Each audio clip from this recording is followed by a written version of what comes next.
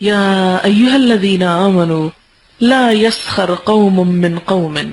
سب سے پہلی بگاڑ کی بات کسی کا مذاق اڑانا، کسی کی بات پہ ہنس دینا.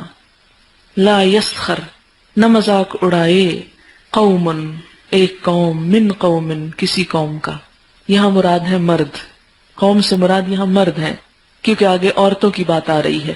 نساء کے مقابل آ رہا ہے قوم، اس لیے مرد مانا ہے.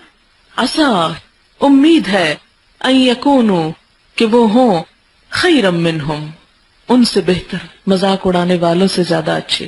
ولا نساء، اور نہ عورتیں، من نساء، عورتوں کا مذاق اڑائیں. عسا، ہو سکتا ہے، ان یکن، کہ وہ ہوں، خیرا منہن، ان سے زیادہ بہتر. آپ دیکھیں کہ عموماً قرآن پاک کے احکامات بس یا ایھا الذین آمنوا کہہ کے سب کے لیے اکٹھے کر دیے گئے، مردوں اور عورتوں سب کے لیے. لیکن یہ حکم خاص طور پر، الگ طور پر عورتوں کے لیے بھی دوبارہ دیا گیا، ریپیٹ کیا گیا. کیوں؟ ایسا کیوں ہوا؟ اس لیے کہ عورتوں میں عموماً یہ عادت زیادہ ہوتی ہے. میں نے کئی عورتوں کو دیکھا ہے کہ حماقت کے ساتھ اپنے ہی بچوں پہ ہنس رہی ہوتی ہے. بچہ گر گیا، ہنسنا شروع کر دیا. بچے نے توتلی زبان میں بات کی، مذاق اڑانا شروع کر دیا. تو اس سے ایک تو بچوں کی جو تربیت ہے اس میں بگاڑ آتا ہے، اور دوسری بات یہ ہے کہ ایک ناشائستہ اور غیر اخلاقی حرکت بھی ہے، اور بد اخلاقی کی تعلیم بھی ہے ایک طرح سے، کیونکہ ماں ایک معلم ہے. اگر ماں باوقار نہیں ہوگی تو بچوں میں بھی وہ وقار نہیں آئے گا. مذاق اڑانا تکبر کی علامت ہے، کیونکہ تکبر کیا ہے؟ الکبر بطر الحق وغمط الناس. بطر الحق کیا ہے؟ حق کا انکار کرنا، اور غمط الناس، لوگوں کو حقیر سمجھنا. آپ کسی پہ کب ہنستے ہیں، کب اس کا مذاق اڑاتے ہیں؟ جب آپ اس کو بے وقوف سمجھتے، اپنے سے کمتر سمجھتے ہیں. اور سخریہ خاص طور پر، اور مسخرہ پن اور یسخر کا لفظ جو ہے یہ آ ہی اس لیے رہا ہے کہ کسی کو حقیر سمجھ کر اس کا مذاق اڑانا، کسی کو کمتر سمجھ کر اس کا مذاق اڑانا. اب اس میں مذاق اڑانے کی قسمیں کیا کیا ہو سکتی ہیں؟ مثلا زبان سے مذاق اڑانا، نقل اتارنا، کسی کے بولنے کے انداز کی، کسی کے خاص تقیہ کلام کو. کہ مثلا اگر کوئی شخص مثلا کا لفظ بہت بولتا ہے میری طرح، تو نقل اتارتے وقت مثلا اسٹریس دے کے کہنا تاکہ سب کو پتا چل جائے کہ کس کی بات ہو رہی ہے، اور پھر اس کا مذاق بھی اڑایا جائے. عموماً آپ نے دیکھا ہوگا طالب علموں میں، ہم خود یہ کام کرتے رہے ہیں زمانے جاہلیت میں، کہ گھر آ کر اور کوئی کام نہیں ہوتا تھا سوائے اس کے کہ ہماری مس یہ کرتی ہیں، وہ اس طرح بیٹھتی ہیں، وہ ایسے بولتی ہیں، وہ یہ کہتی ہیں، وہ یہ کرتی ہیں. بعض اوقات اچھے انداز میں اور بعض اوقات مذاق کے انداز میں بھی. میں جب کبھی کوئی لیکچر دیتی ہوں حقوق العباد پہ، تو اس میں عموماً یہ بات کرتی ہوں کہ ہم اسلام پر بڑا اعتراض کرتے ہیں. کیا کریں؟ غیبت بھی نہیں کر سکتے، جھوٹ بھی نہیں بول سکتے، مذاق نہیں اڑا سکتے، ہر چیز نو نو نو، حرام حرام حرام. ٹھیک ہے، اڑائیں، آپ خوب مذاق اڑائیں کسی کا، بہت اچھا، آپ کا دل ٹھنڈا ہو گیا مذاق اڑا کے. اب رکھیں اپنے آپ کو اس جگہ، اب پیش کریں آپ اپنے آپ کو کہ آپ کا اب اڑایا جائے. آپ پسند کریں گے؟ نہیں. تو جو چیز اپنے لیے پسند نہیں کرتے وہ دوسروں کے لیے کیوں پسند کرتے ہیں؟ پھر ہم کو اس وقت اسلام کے سارے اصول، ضابطے، قاعدے، آیتیں سب یاد آ جاتی ہیں کہ یہ قرآن میں لکھا ہوا ایسا نہ کرو، اور فلاں ہمارے ساتھ یہ کر رہا ہے. آپ اس وقت کہاں تھا قرآن آپ کا کہ جب آپ خود یہ کام کر رہے تھے؟ اپنے لیے تو آپ اجازت چاہتے ہیں اور دوسروں کے لیے آپ پابندی لگاتے ہیں. تو بات یہ ہے کہ اللہ تعالی ہم انسانوں کے لیے ہم سے بڑھ کر مہربان ہے، ہم سے بڑھ کے محبت کرتا ہے. یہیں سے پتہ چلتا 70 ماؤں سے بڑھ کے پیار کرتا ہے. اس کو نہیں اچھی لگتی یہ بات کہ اس کے کسی بندے کا کوئی دوسرا بندہ مذاق اڑائے. وہ خود تو اڑاتا نہیں، اس کے فرشتے بھی نہیں اڑاتے، کوئی اور مخلوق نہیں اڑاتی. انسانوں کا مذاق انسان ہی اڑاتے ہیں. تو اللہ تعالیٰ کو انسانوں سے پیار ہے، اپنے بندوں سے. اسے نہیں پسند کہ دوسرے انسان اس کے بندوں کا مذاق اڑائیں، اور خاص طور پر جب وہ بندہ بیچ میں بھی نہ ہو، سامنے بھی نہ ہو. اور پھر آپ دیکھیں کہ جب کسی کا مذاق اڑایا جاتا ہے اس کو تو نہیں پتا چلتا بعض اوقات، یا اسے تو خبر بھی نہیں ہوتی کہ کون اس کے بارے میں کیا کہہ رہا ہے، یا کس انداز میں اس کا ذکر کر رہا ہے. اس کا تو کچھ بھی نہیں بگڑتا سوائے اس کے کہ کوئی دوسرے کا اوپینین اس کے بارے میں برا ہو جاتا ہے. لیکن اپنا تو سوچیں کہ ہمارا کتنا کچھ بگڑ جاتا ہے، ہمارا کیا اخلاق لوگوں کے سامنے آتا ہے، ہماری کیا پکچر بنتی ہے کسی اور کے سامنے.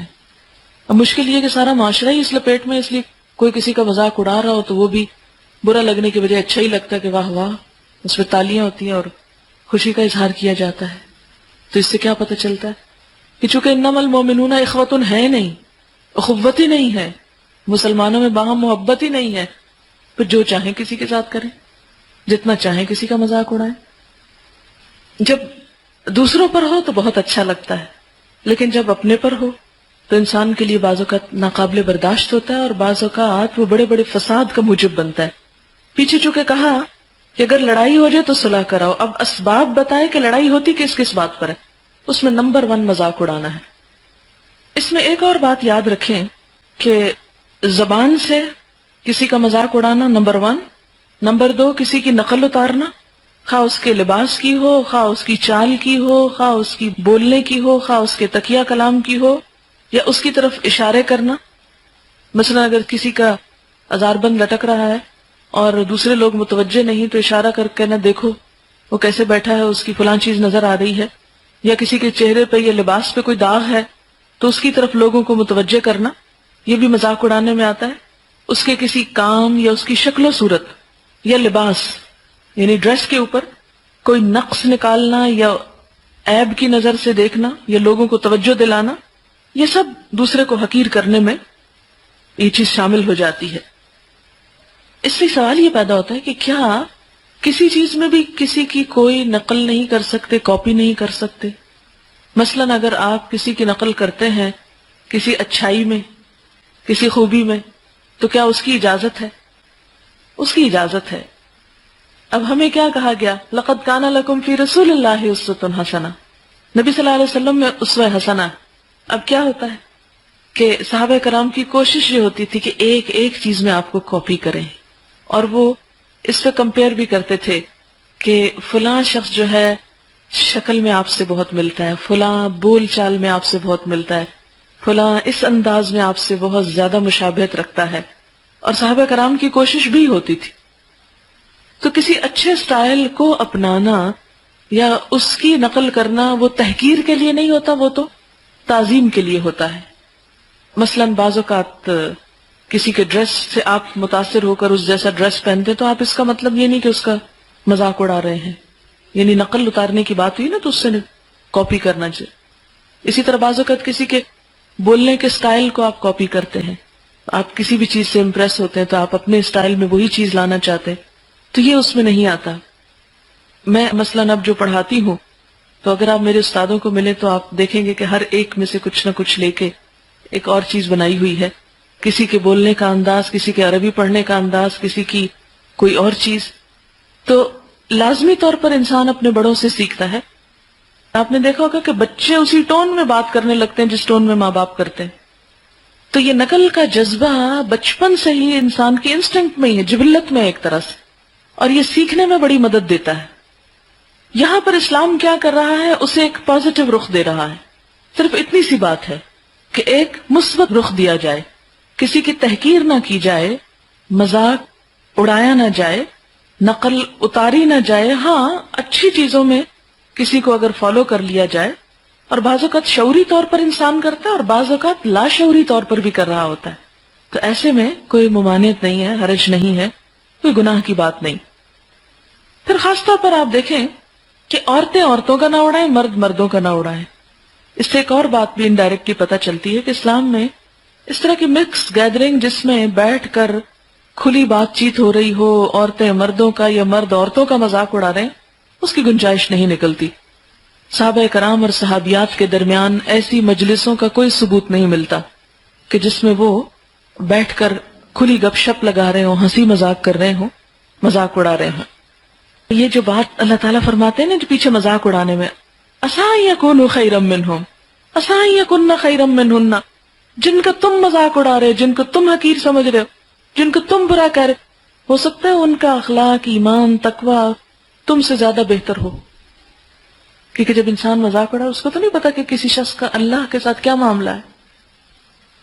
کوئی اللہ سے کتنا ڈرنے والا ہے، کتنا زیادہ اس کے اندر ایمان کا وزن ہو چکا ہے کہ وہ اللہ تعالیٰ کو سخت ناپسند ہو کہ اس کے پسندیدہ بندے کا کوئی مذاق اڑائے.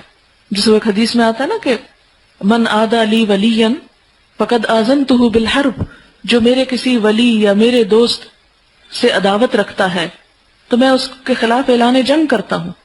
مثلا ایک شخص کافر تھا، مسلمان ہو گیا، سب گناہوں سے توبہ کر لی اس نے، وہ ایسے پاک ہو گیا جیسے ماں کے پیٹ سے آج پیدا ہوا. اب اگر کوئی شخص اس کی پچھلی زندگی سے اسے منسوب کرے یا اس کا ریفرنس دے یا اس کو بدنام کرے تو ایسا شخص بدنام کرنے والا اللہ کی نظر میں گر جائے گا. فاولئک ھم الظالمون.